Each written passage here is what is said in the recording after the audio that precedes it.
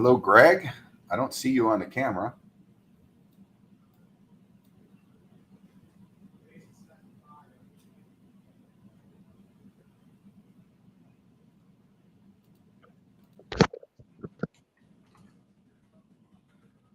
Hello, I hear something clicking around. Can you hear me, Mike? Now I can.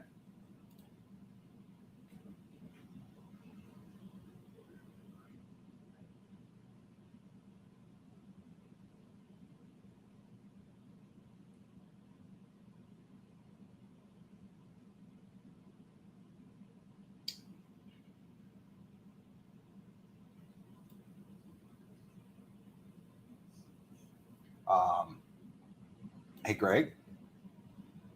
Oh, I could hear you.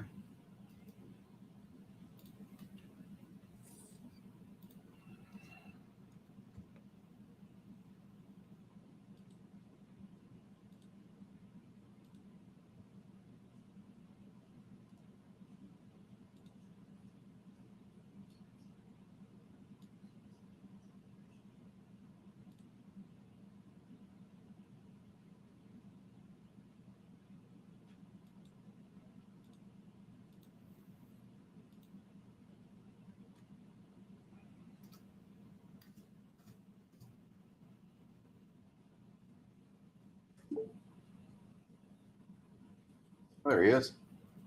Wouldn't let me unmute video or audio, so I logged out and logged back in. No worries. So I definitely want to cover what Allison sent over. Yeah, I've got a slide what she referenced. Oh, okay. I figured we would go over that and then we can move on into everything else. Let me share my screen. All right.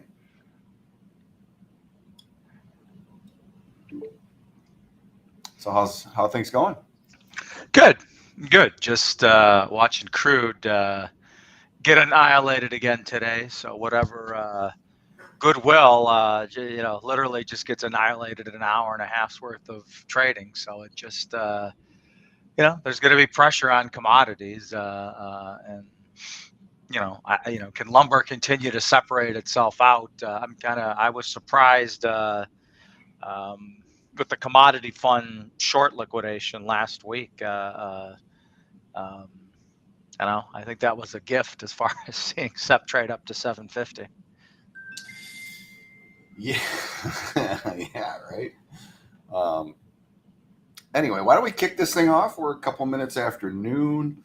We got some folks there. I'll pull up LinkedIn just to see where people are at there.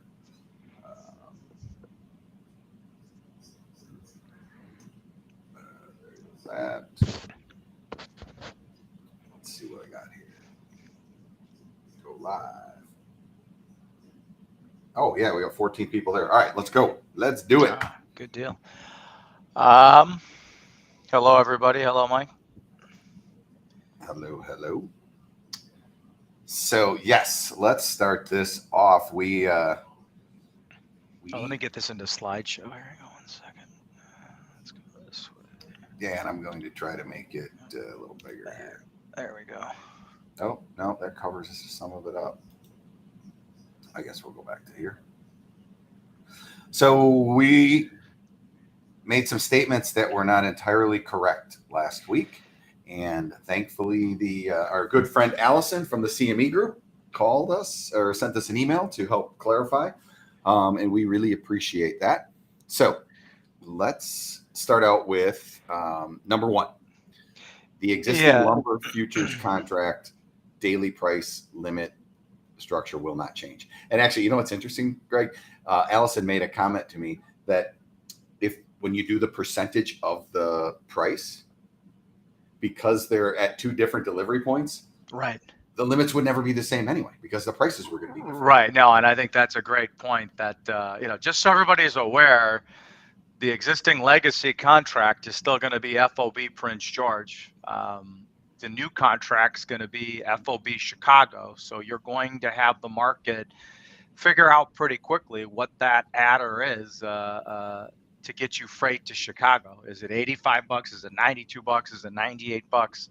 So you will have, when you look at the board and you have these contracts side by side, you're not going to be doing an apples to apples comparison. One's going to reflect FOB Prince George, the other one's going to reflect Chicago. Yes, yeah, absolutely. So there's, I guess we'll see what the real freight is pretty quickly there, right? Yeah, yeah. So that goes into the old contract. The existing contract still going to have that semi-annual reset. That 45-day window leading up to May 1st, leading up to November 1st. The new contract's going to have the circuit breaker format. So you're going to have some, above and beyond that freight, you're going to have discrepancies in the daily limits in any given day, which will be, that's a lot of fun to figure that out. Where you might have the existing contract lock limit, and then you have the ability to conceivably do something about it because the new contract's trading, which is pretty cool. I mean, I got a sense that everything's going to migrate pretty quickly. Yeah, I think that's my hope. That's the CME's hope. So this all, like number two, this is coming up very soon. As soon as we have the details on this, the CME is going to host a 5-part webinar series that's going to cover everything and anything under the sun in regards to migration, the new contract, and you'll be able to ask the CME direct questions. You'll have Laura Mishke, Laura Bushney, who's head of deliveries at the CME. You're going to have all the right people engaged at the CME that actually wrote this contract line by line that will be able to answer very specific industry related questions. So as soon as that information's out there, we'll blast it out there.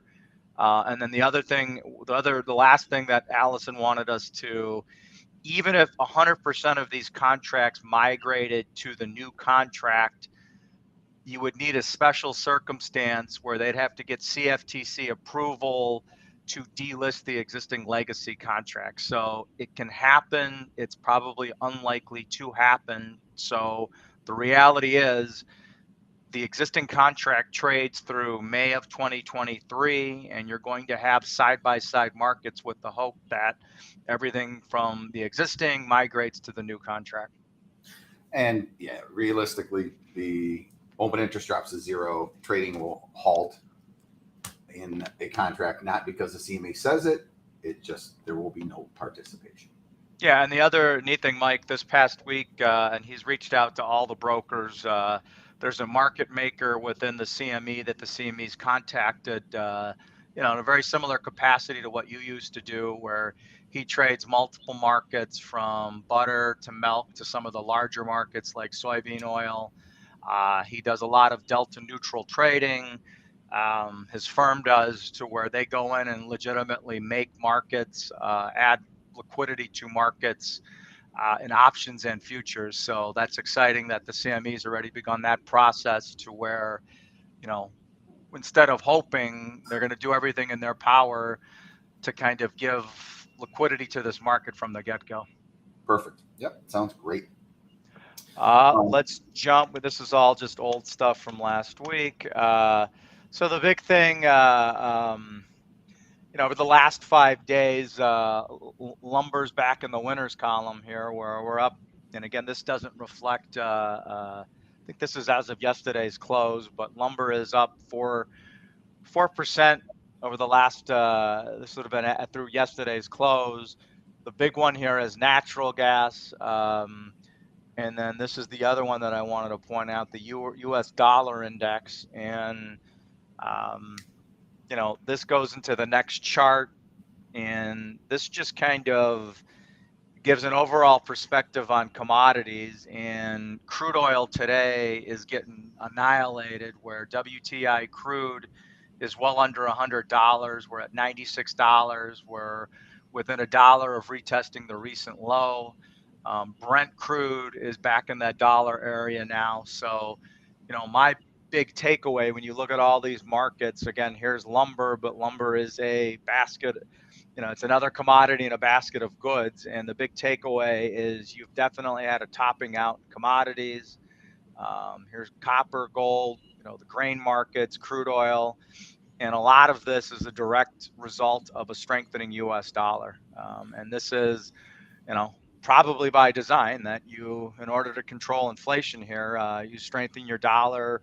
A strong dollar makes your commodities weaker, not stronger. And so you try to rein in inflation, with your interest rate structure, and then also your dollar structure.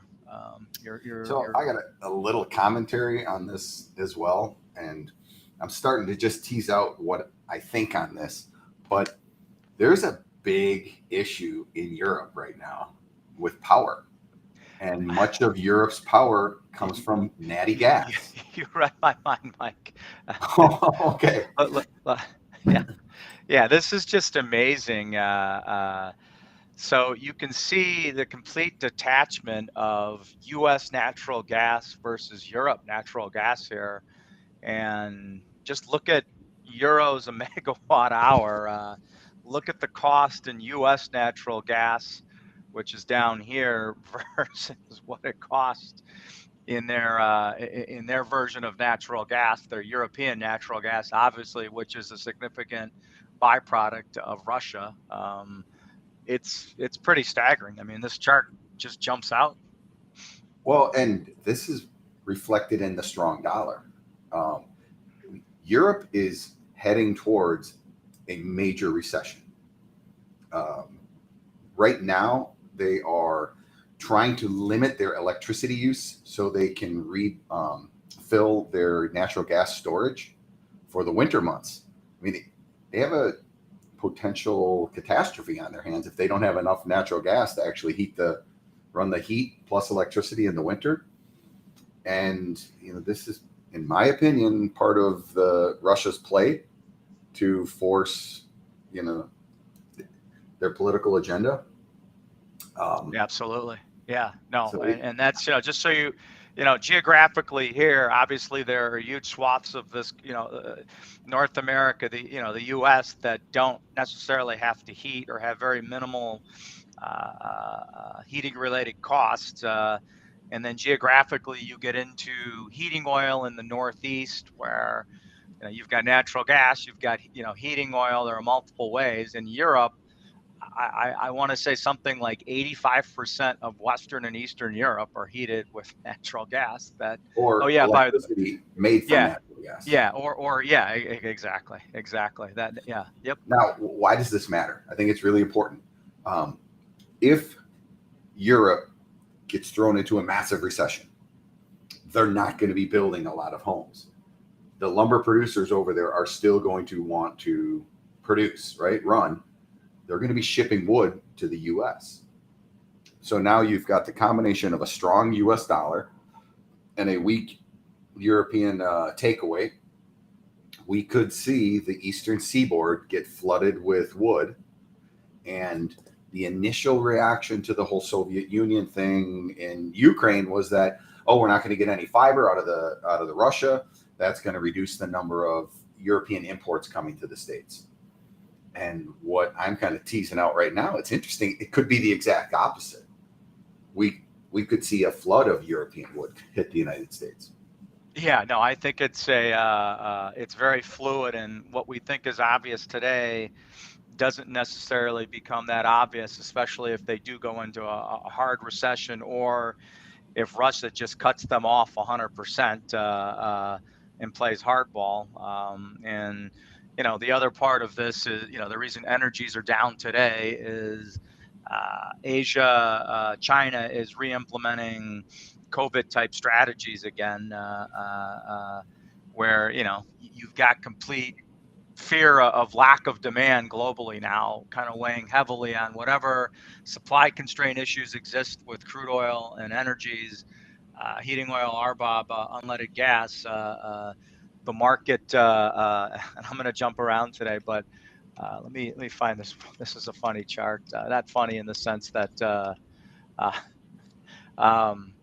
we're back to this is the R word. It's getting harder and harder to avoid hearing about recession risks, and this is the number of times recession is used on all sources on the Bloomberg terminal. So you're back to the onset of the pandemic, and we're going to go into a depression as far as the use of the word recession right now. I saw a similar analysis of the word perfect storm and how many times it's being used to describe situations. But all right, so we'll quickly run through all this other stuff. I want to highlight one thing: copper, lumber, and copper are two commodities that are fairly lightly traded from a financial standpoint, but are absolute telltales as far as future economic. Yeah, and you always hear the copper's got its PhD in trading, and I think lumber is a pretty professor. close second, if not, if not even a better leading indicator than copper. Where let me see if I have. And again, I apologize, I'm going to jump all over, but there's lots of. Let me pull up this one chart here. I didn't add this to the slide deck, but I think it's relevant from a copper standpoint. Let me just pull this up here. And you know what? While you're doing that, in the news this week, we were talking about the number of percentage of new home contracts that were canceled. Yep. It looked like a big number when I first glanced at it, and then I realized that, well, there's cancellations all the time. It's elevated. I think it was around 13.5% when the normal rate is just under 10%. So it's not surprising that we are seeing new home contracts getting canceled. But it's something relevant to take a look at. Yeah, and so we'll just wanted to show this. This is year to date. This is the S&P down years, 1976 through current, and you can see how this ranks relative to previous down years. And then you can kind of see what's interesting, how everything else, if you had this is the ag index, and then this is a bond index basically, and then this is if you had a mixed portfolio where you would be. So if you had a 60-40% allocation of 60% equities to 40% bonds, year to date, you'd still be down 16% versus 20%. So you're not seeing the traditional asset classes that would give some kind of reprieve when equities are taking it on the chin. Long story short, what this is telling you, and there's other charts that I didn't include, but there's really nowhere to hide unless you're in cash. There's no saving grace out there as far as the obvious things where you would get benefit when equities are in a downtrending market aren't necessarily working like they historically would right now. Jump into housing here. This is Goldman Sachs put this out. This was kind of in the headlines in the last week, but Q1 U.S. households withdrew $82 billion of home equity in Q1, the largest amount in 15 years. So there was a lot of cash taken out of houses. And so here's another way of looking at this. Obviously with the low interest rate environment, you had a lot of money withdrawn,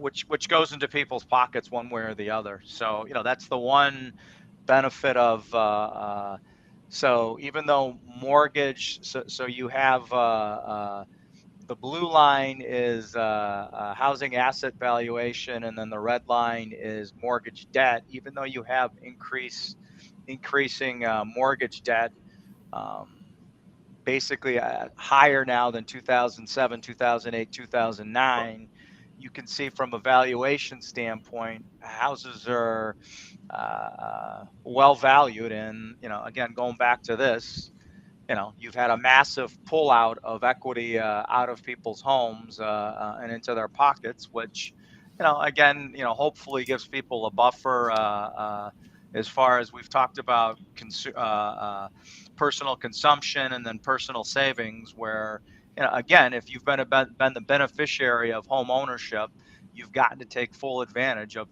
this appreciation in housing, in the form of pulling money out of your house. All right.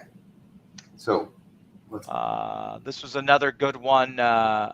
Year-over-year change in entry-level mortgage payments. You could just see some of the, like kind of New York, San Francisco, the more obvious ones. But something tells me in Raleigh, Durham, wage growth isn't anywhere near 57% year over year. Well, I just looked at that median, 39%.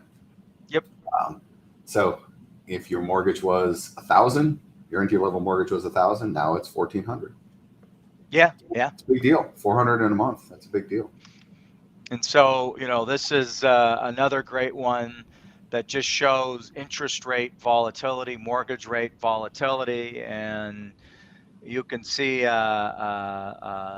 just kind of look at this change from the middle of June to the first week in July. I mean, you don't do this to have these kind of wild swings in both directions is historically pretty unusual. You can kind of see, figure out your mean here, and you're getting pretty big standard deviation moves away from your mean type average on interest rates now. So, Right. again, that's the hope that maybe interest rates peel back under 5% or low fives, and there's this resurgence of people on the outside looking in from a demand standpoint. This is the other one. Goldman Sachs has this housing affordability index, and you want this going the other way. So you can see you're back to, as far as not being able to afford a home here, you're back into that 2005, 2007 kind of window right now. So jobs, I thought this was interesting. Job openings versus the unemployed seeking work. You're starting to see a narrowing here, and you see it better with this chart where you're finally back to, or getting close to, back pre-COVID. So there's always been a big disconnect, or a bigger disconnect, between jobs and people looking for jobs. But you can see how you're definitely have narrowed the gap now, and you're getting closer and closer to pre-COVID type levels. And you can kind of see it on this chart as well now, where here's your kind of, if you were to average this out, you're kind of getting back closer to this average type growth.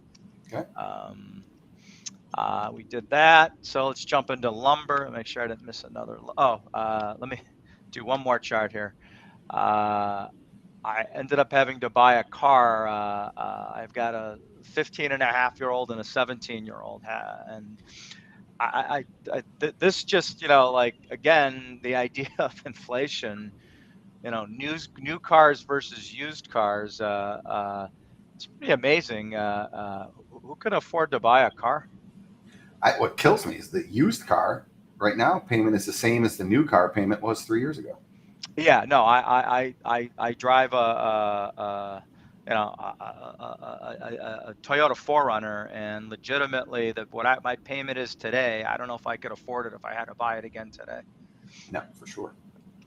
Let's jump into lumber. So EFPs, we're about 133 EFPs for the July contract. Coming into this morning, there were 110 Julys left. I can tell you, between Alex and myself, with EFPs that still have to be processed off the books, my guess is net Julys are somewhere around, somewhere in the 20 to 40 area. Everything else will be EFP'd off. So July this morning at 119 contracts, there's still a big chunk of that still has to be added into this EFP. Okay, so it's going to come out to probably pretty high. Yeah, pretty close. Nothing in the tea leaves there. So jump into the lumber charts here. Weekly continuation. The market's had a nice rally off of the lows. You're back to the 9-week now. And, the market, you could make the case that, maybe there's a run in the cards here to 800, or maybe there's a retest of the lows, or you just go sideways. But the market seems to be at a big inflection point here as far as what it wants to do next. Here's the July daily. There's nothing that really jumps out here. July right now is 643, down 1810. That July-September spread is -40 last. So it's kind of interesting with this uptrending market as of late. That SEP-NOVE spread is trading at a premium. That's 14 over. But the expiring contract here, you could still realistically buy this 30 to 50 under. So, just even with just a net July value, there aren't people lining up. There doesn't seem to be a shortage of prompt wood out there right now, or the anticipation of a shortage of wood, given just looking at the July and that July SEP spread. Here's September. September, obviously, this was last Monday. I'm sorry, this is last Monday. September spiked down to the 620 area. Last Friday, we spiked up to the 750 area. And then on Monday of this week, we actually almost traded limit down within 10 cents, 658.10. So you've had a lot of volatility in September off of very light volume to kind of vacillate in this 650 to 750 area. I'm going to share my screen real quick. I just want to show something on a chart. So this is off bar chart. This is the September. Well, it's the nearby daily. So, it changes whatever. When it was back here, it was May, and then it turns into July. But on this chart, I put up a Fibonacci retracement. Mm-hmm. And my experience with lumber is lumber likes to go halfway back. It tends to go back to a 50%. When I first took a look at this, I said, okay, I see no reason why lumber can't rally off the lows 50% back, which takes you, right here, just under $1,000, $950. So as we bounced off these lows, my target actually was, I didn't think we could get to 1,000. That seemed to be, sometimes you get those psychological levels. So I said, hey, what if it's 50%? Well, if you don't make it back to 50%, that can tell you that things are a bit weaker than you had anticipated. So kind of like you said, Greg, we seem to have petered out a little bit on this bounce. If we roll over with any significance here, I think the market's weaker than we anticipate. Yeah, and then part of this, so this is the September, just seasonality. Skip over that. We still have high implied volatility, but I want to jump into, here's that July-September spread. So again, that spread went from 25 under to basically the 50 over area. We collapsed earlier this week. It did trade. There was some volume done in that -60 to -65 area, and they're trying to stabilize. But then when you look at this SEP-NOVE spread, and part of this, the commodity funds, we all know, rolled their July shorts into September. And then we'll get into open interest. We're losing open interest. You'll see it in the CFTC numbers. But, part of this move from going from, 25 under back to even money, and then even money back to 10 over, and then it did trade as wide as 29.40. Part of this move here and the SEP-NOVE getting blown out is definitely a reflection. We'll come back to the basis here, Mike.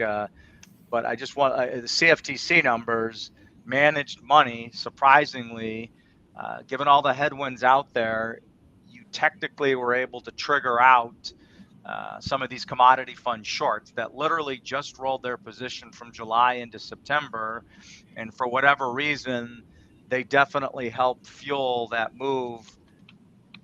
Sorry, making everybody nauseous here. They definitely, go back to September, they definitely helped fuel this move from, again, starting off the week. And I'm sure you had some weak-handed momentum guys sell the 620 in September and then just get completely caught in this move up to 750, where you definitely took out some of these weak-handed commodity fund shorts. That definitely helped, along with cash stability. But the reality is you had commodity fund shorts that helped push this thing up to 750 last week.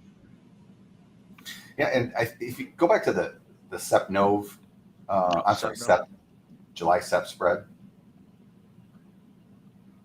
There's two things I want to point out. If you're trading this thing, you got to be careful for the volatility as you approach the end of the lead contract, the end of July. I mean, this is some massive moves in this spread.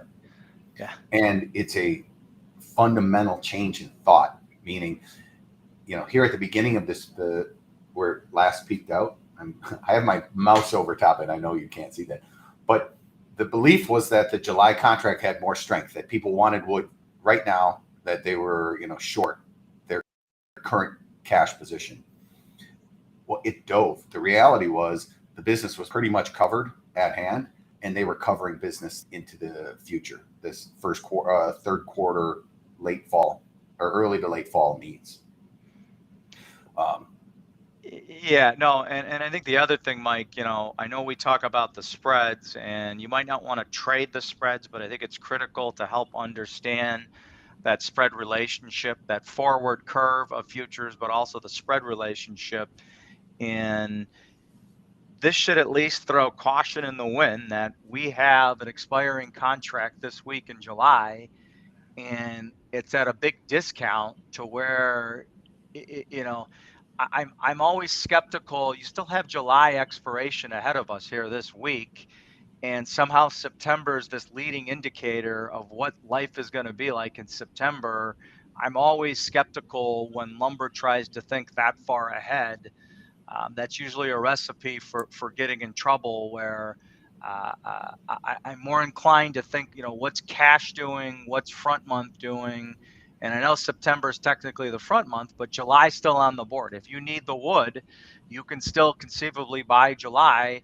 Fraser 654 out of Alberta. You can still buy, even if you take that $7 deductor out of cash into futures, you can still buy at a discount to realistically where most mills are right now in futures and just take the wood.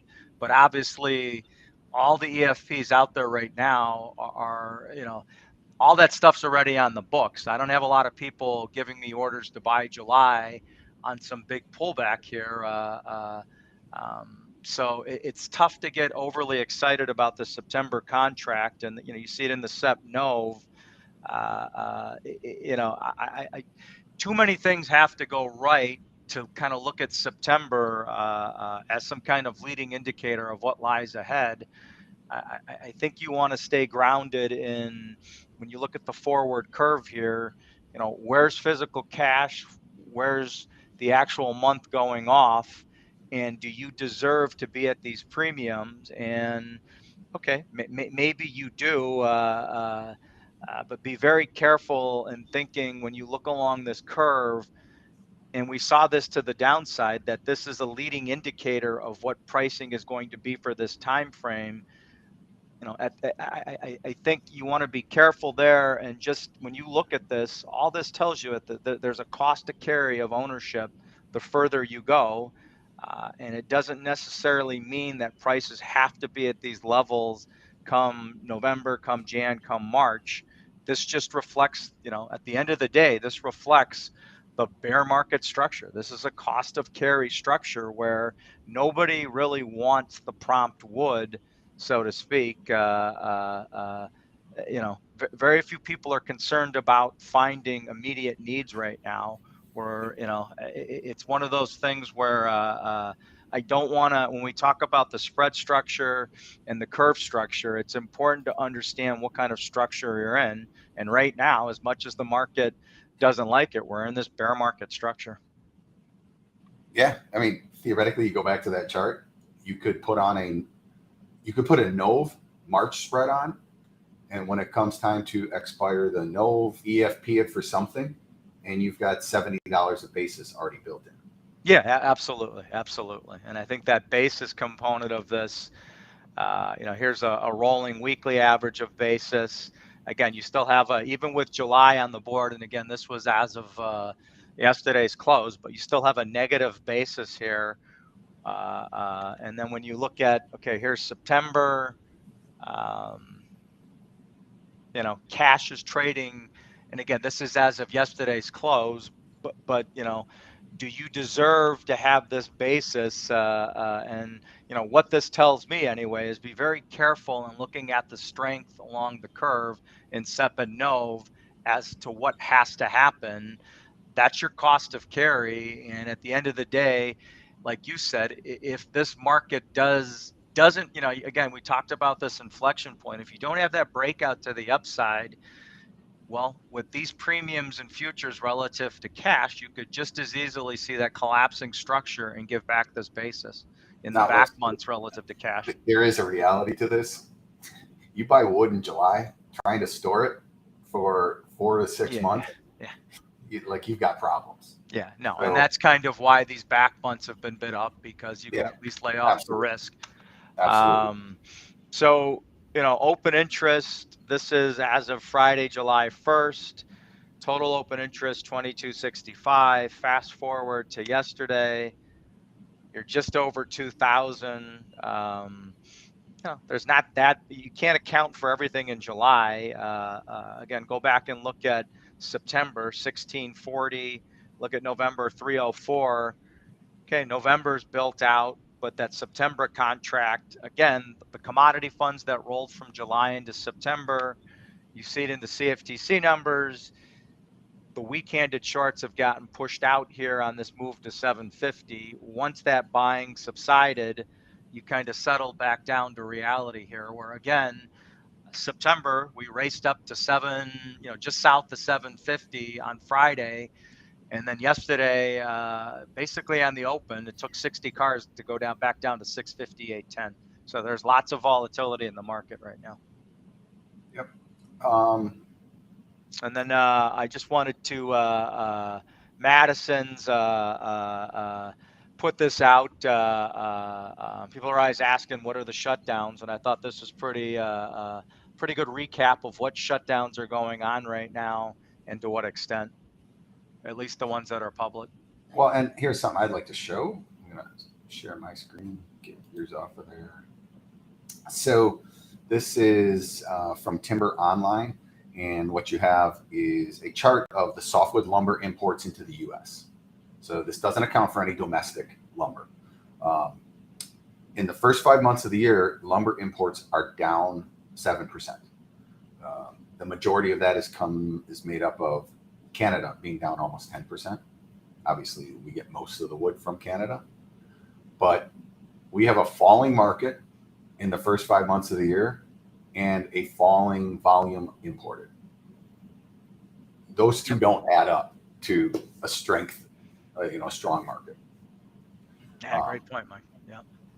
So if somehow like we talked about before, the European wood starts flowing here, it's going to put more pressure on it. Now we know that we're not going to get as much wood from Canada. Like that's a known. The unknowns here is how much wood's going to come from offshore. And how much demand there's going to be. Yeah. No, and I think the other big thing, when you look at the shutdowns, the vast majority of, again, BC is your laggard as far as profitability. So it's pretty obvious that as you stack wood in BC and you still have rail car issues, that's the obvious area where you see curtailments materialize. Somehow you don't see them to the extent that you see out of BC in places like Alberta in the east, into the U.S. South, where I did hear, though, and I haven't seen anything in writing, that with a lot of the brownouts taking place in Texas, there were some southern yellow pine mills that were experiencing outages and shutdowns as a result. So I'm curious if anybody is out there has any definitive information on that, please forward it along. Yeah, I think what's kind of bleeding through is you and I might be a little more bearish than bullish. I'll admit to it, but I'm cautious. I am a cautious bear. I think we're in a mature bear market, like we've gone down for a while. And there's just some weird headwinds like that. Like if it's too costly to actually run your sawmill because of power constraints, that's going to be no. I think to me, it's always where's the most amount of hope, and I think the vast majority of people, including myself, Mike, are hoping this market higher, not lower. I don't think anybody wants to see a retest of the recent lows just yet here. I think that it's probably coming down the road into the seasonality of how lumber trades into October, November. But I think the vast majority of people, cash and futures, are still hoping that September back up into the 750 to 800 plus area, hoping cash back up into the 700, 7.25 plus area. I think you would benefit a whole, just whether you're talking futures or physical cash. I think a lot more people would be the beneficiary of that hope at higher than hope at lower right now. And on the flip side of that coin, we've been at 300 before in recent history. There's no reason we can't go down there. So trade cautious is basically what it comes down to. Yeah, and then I had a couple of people ask. So obviously we have July expiration on Friday. Tomorrow we have CPI. Thursday we have PPI. So you're going to get some inflationary indicators tomorrow and Thursday. That'll be market drivers. You have housing starts next Tuesday, the 19th. And then the big one for the week is going to be FOMC interest rates, 2-day meeting. They'll announce Wednesday, the 27th. So there's a lot ahead of us for the remainder of July here, from an economic data standpoint. There's a lot of things that will drive all markets, including lumber here. Yes, there's no shortage of things to look at in the global economic arena that are affecting us today. Yeah, no, absolutely. This is not a simple analysis market for sure. And Greg, I really appreciate your global look at everything. Anyone has any questions for us, please reach out. We'd be more than happy to help you. And I'm very much looking forward to this new contract. I think we're going to and again, as soon as we get definitive webinar information, we'll blast it out there. I encourage everybody, if you have any questions, you want to talk to the CME, you want the CME to answer these questions directly instead of my analysis or interpretation. Get clarity from the CME, and more importantly, they know that the industry is engaged and cares. And I think from an excitement standpoint, the Wall Street Journal, Barron's, they've all picked up on this. So lumber is still getting its 15 minutes of fame here. Yeah, we're getting into the 20-minute range. Right. All right, everyone. Thanks for watching. We'll see you next Tuesday. Thanks a lot, Mike. Thanks, everybody. Take care. Hey, Greg, hang on.